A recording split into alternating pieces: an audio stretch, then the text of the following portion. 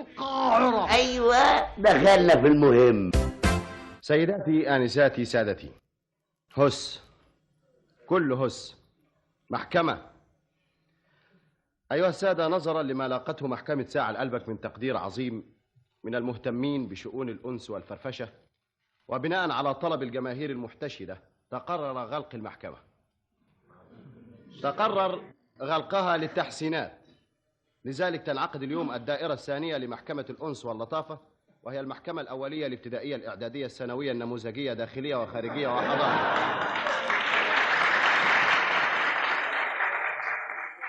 هس. تنعقد المحكمة اليوم للنظر في قضية محلية عملية جنائية استراتيجية خاصة بطبخ الشركسية على مرقة الطعمية. أيها السادة، هس برضو. المحكمة اليوم برئاسة أبو لمعة الأصلي. الأعضاء: تواجد ساعة لقلبك عضو شمال، وفصيح ساعة لقلبك عضو يمين. اللي وضب المحكمة أمين الهنيدي. أما المتهم فهو فتوة ساعة لقلبك محمد يوسف.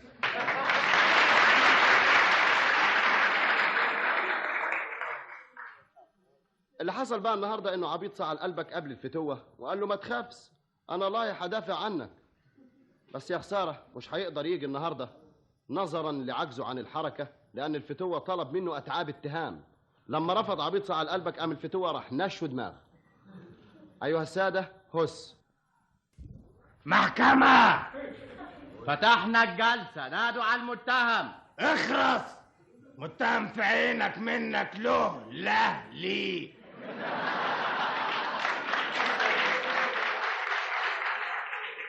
ربنا يلطف بقى. اسم الابعد ايه؟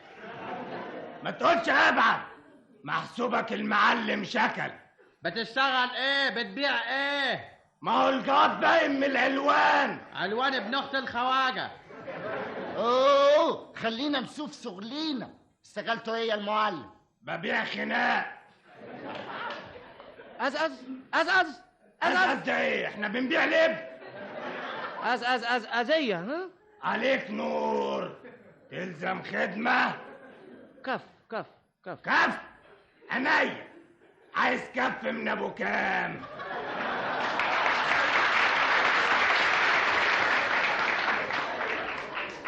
كف كف كف كف الله الشر.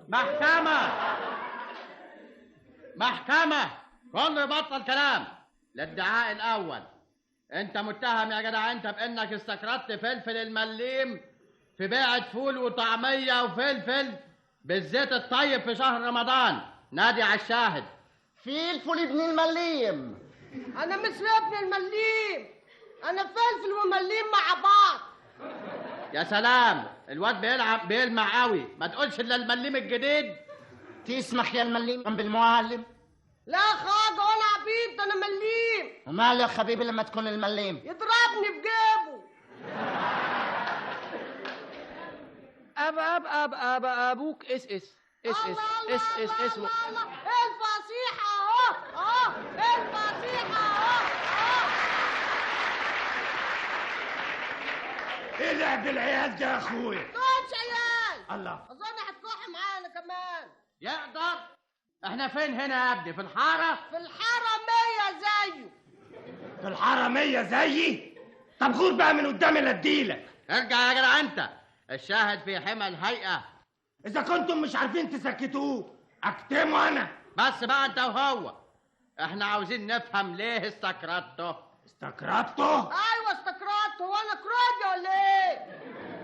مش حرام عليك وانت راجل مالي هدومك تعمل عقلك بعقل طفل بريء نقي السريرة وتعلق منه 3 مليم في البيعة يا دلالي؟ كلام ايه اللي بتقوله ده؟ انا مش فاهم حاجة ابدا غير ال3 مليم الاخرانيين دول. هما دول يا حبيبي المصيبة الكبير ده. هات يلا يا راجل انت 3 مليم. هي نهبة يا ابني؟ اسمعني انت لما خدتهم ما كانوش نهبة. يا ده انا خدتهم في بيع وشراء يا ابني. محكمة. انت اعطيته كام يا فلفل؟ ايش يساغوا النبي يا عم؟ عم اداني تعريفه فول وبناكله زيت. يبقوا كام دول يا معلم؟ يبقوا 3 ابيض. طب يا راجل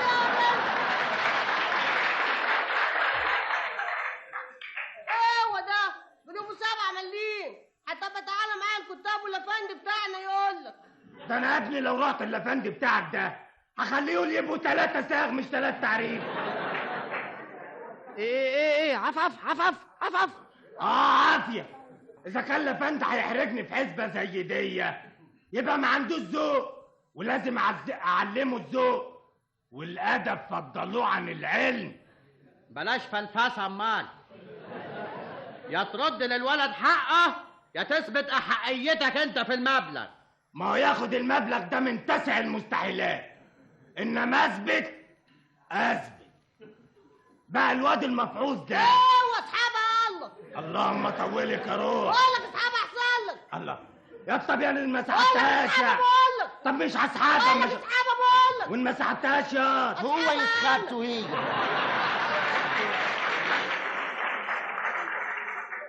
اهو كده.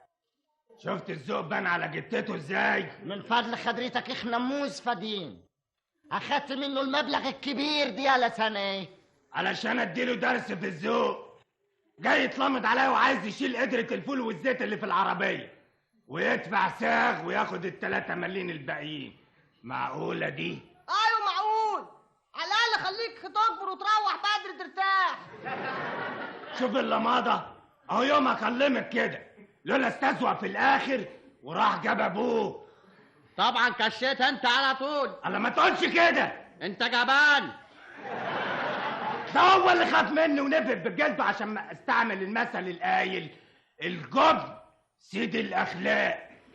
طب وال3 مليم؟ خدتهم انا طبعا، نظير عدم ضربه. لا معقول.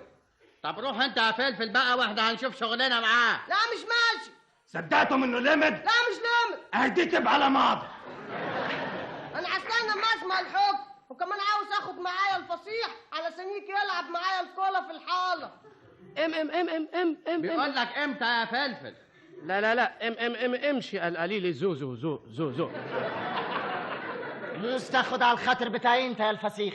الادعاء الثاني، انت باختصار متهم باستعمال القوه والفتوانه في كل معاملاتك مع الناس. دافع عن نفسك. عملي ولا نظري؟ لا يا ابني، لا نظري عشان ربنا كده ياخد بيدك وتعدي. الله ما تخليه عملي بقى.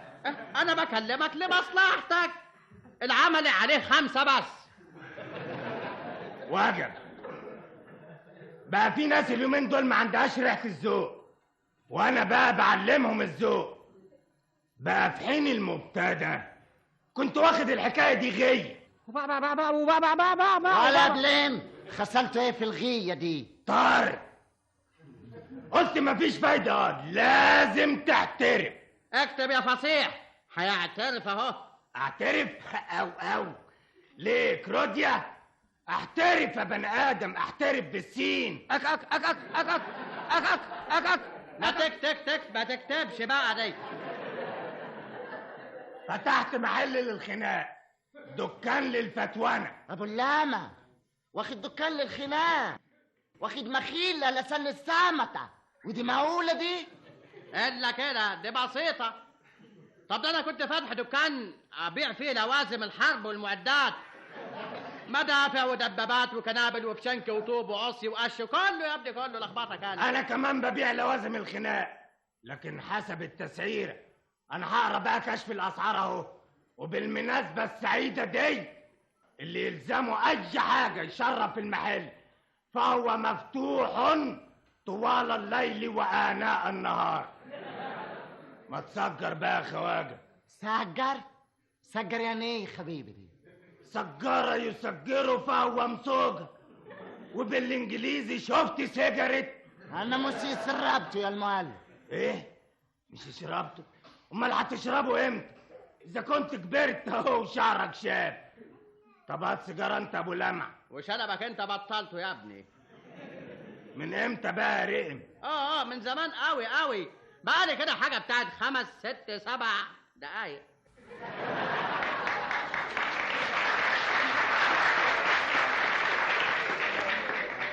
هتتنور عليا وربنا خلي الطلب شيشه وعجم كمان. ما تزعلش، انا هجيب لك سيجاره من الفصيح، بس خد بالك هو بيدخن صنف هادي جدا.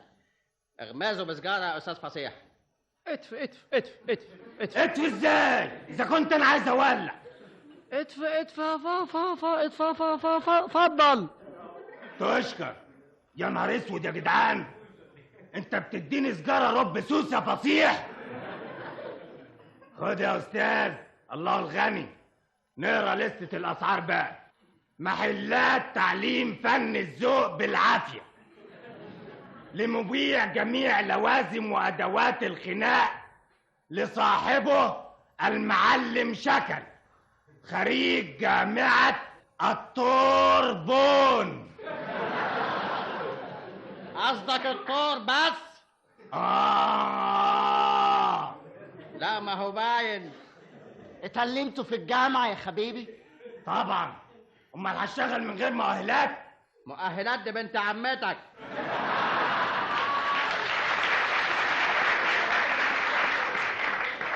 دش يا اخويا، دش. الاساس ده انت فظيع صحيح. انا هقرا اهو. اولا اسم البنيات: الف البنيات الساده. لا هو في بنيات ساده وبنيات بقلم؟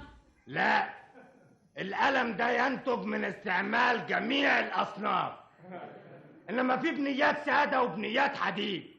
طب قول لنا وحدك شويه في البنيات الساده وكفايه. وجب.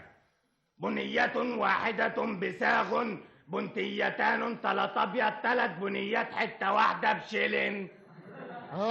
كليفتي ازاي 2 بنية 3 ابيض و3 بنية خيطة واحدة بسيلة؟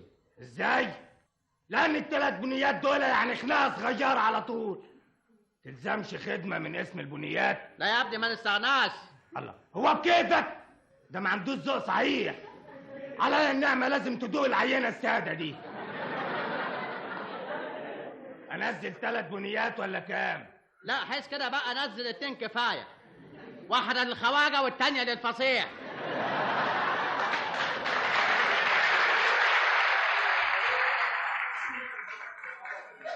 الله، وانت؟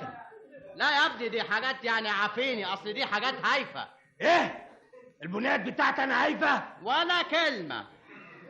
طب ده انا لسه واكل توربيدين في سندوتش و4 كنابل بلدي على دسه رصاص بالليمون. لخبطه يا ابني كانت والله. يا سلام، وهي معدتك تساع كل الحاجات دي؟ هي مساله معده يا ابني. الحاجات دي عايزه ذمه واسعه شويه بس يعني. وكلتها كلها؟ لا كلت تمنها.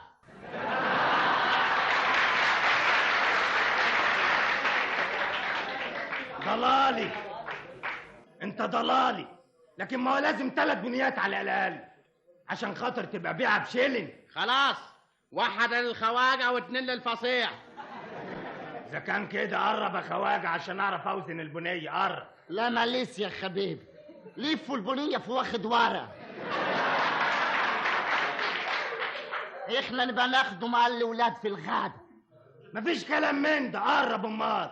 ايوه كده، اصلب طولك، اصلب. خد. اخ دي تماموري تمام دي. معلش خد وراها بلبسها عشان خاطر تغير طعمها. قرب يا فصيح. لا قرب وخد حقك انت كمان. ادي واحده هوب. لا اي ضلولو والثانيه طاق. اي ضلوعي يا ناس اتكسرت يا ناس. الحقني يا ابو لمعه، الحقني يا ابو لمعه. فصحتي راحت. يا نهار اسود، الراجل لسانه اتعدل على البنيتين دول. انا هطلب تعويض في الخساره الادبيه والماديه واللغويه التي فقدتها في استقامه لساني. تعويض؟ ده ما عندوش ذوق صحيح. ده بدل ما تشكرني على العلاج السريع ده، طب ده انا كنت ناوي افوت عليك كل يوم ادي لك بنيتين في ضلوعك يمكن يكون فيهم الشفا. شف. الله، ده مفعول البنيتين راح وجاي ورجع يتاتي تاني. ماز مش مهم بقى، نكمل قرايه. قلنا 3 بنيات بشيلن، يضاف 50% من السعر المبين نظير التوصيل للمنازل، و50% اخرى نظير التوصيل من المنازل للقصر العيني او الهلال الاحمر حسب الحاله، و10% سيرفيس، اي خدمة في جميع المبيعات مع تحمل جميع المسؤوليات القانونية والجنائية والجدعنائية.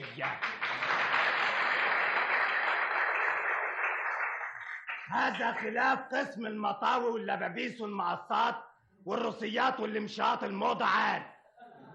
زوروا محلاتنا تجدوا ما لا يسركم. سين جيم 171. قصدك سين تي يا معلم؟ لا، سين تي دي يعني سجل تجاري، لكن سين جيم يعني سجل جنائي.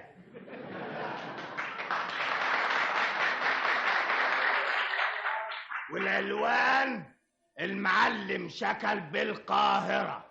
يا سلام، ما تقولش يعني ابو لمعه الاصلي. الله، ما تزقش بقى احسن واحد يضحي ببنيتين كده للدعاية يعني. ايه رأيكم في تليفون كمان؟ نمروك كام دي يا حبيبي؟ انا معرفش، انما هي سهلة قوي. ترفع السماعة وتطلب المحافظة يجيبوني من تحت تقطيع الارض.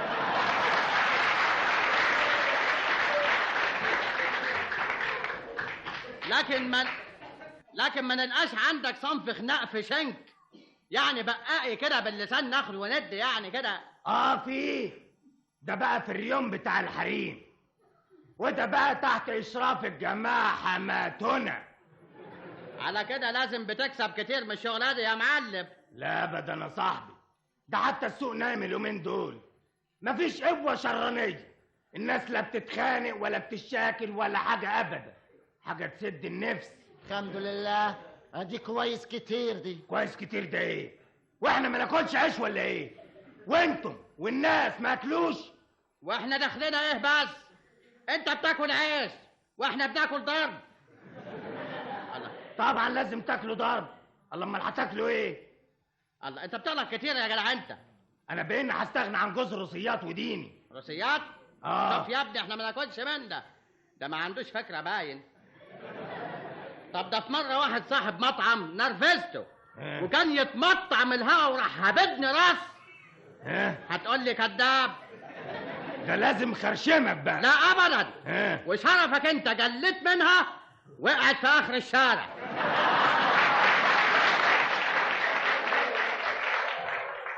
ده انت مزاع قوي، يخبطك بالراس وتجلي منها وتقع الراس في اخر الشارع. اصلها بقى يا ابني راس عجالي من اللي قدامه في الحله دول يا عبيط. تمخض الجبل فولد فأرا. تمخض الجبل فولد فأرا، ده يبقى الفصيح.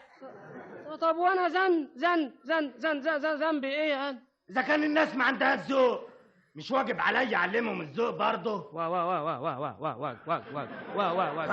خلاص، في كل موسم بقدم خدمة للناس. عندك مثلا سيبوها النظافة، كنت بعلمهم النظافة بالعافية، فيها حاجة دي. وفي المصايف كنت بنقذ الناس بالعافية، فيها حاجة دي برضه؟ لا ما فيهاش.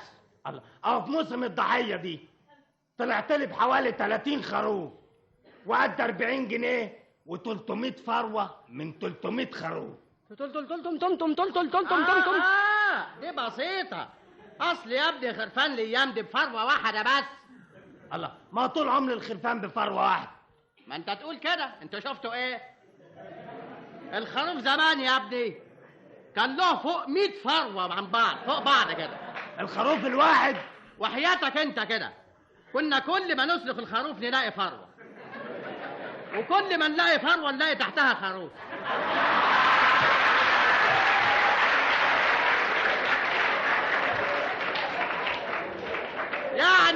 يعني كده باختصار بين كل فروة وفروة خروف. اللهم احفظنا يا رب من الفصل بتاع الريس دي. لا الشريعة بقى، انا لغاية كده حطيت سؤالي. كويس خالص، ما عندكش دفاع تاني؟ ما عنديش غير الدفاع العملي بقى، وارجو ان تضطروني لاستعماله نظرا لان عضلاتي بتاكلني. لا فيش لزوم يا حبيبي. خد الاصوات يا ابو اللامة. ايه رايك انت يا خواجه؟ شوف حبيبي، كل خدمات دي كويس، لكن كله كوم، والمخيل بتاع لازية دي كوم، لازم نقفيله. وانت ايه رايك يا استاذ فصيح؟ ده عو ما تتكلم على طول يا ابني. الله ما هو بيتكلم اهو بس مع ايقاف التنفيذ. سجن المؤبب نهارك كوبيا، سجن مؤبب. ما انتش نافد من تحت ايدي النهارده. اوعى اتقل امال، اتقل امال. إيه؟ روق شويه. الله. بلاش السجن المؤبد ده يا استاذ فصيح. لا ومع شغل والنف اسمع بقى، انت لازم عاوز تعطلنا بقى. الحكم غلق محل الخناق والاذيه واعاده المتهم لاستكمال دراسته العليا بالمجان بجامعه العجل اي الطور. مبروك يا معلم، وان شاء الله هبقى اجيب لك عيش وحلاوه. محكمة.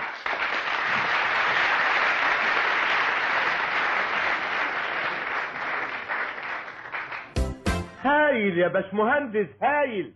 اقفل على كده.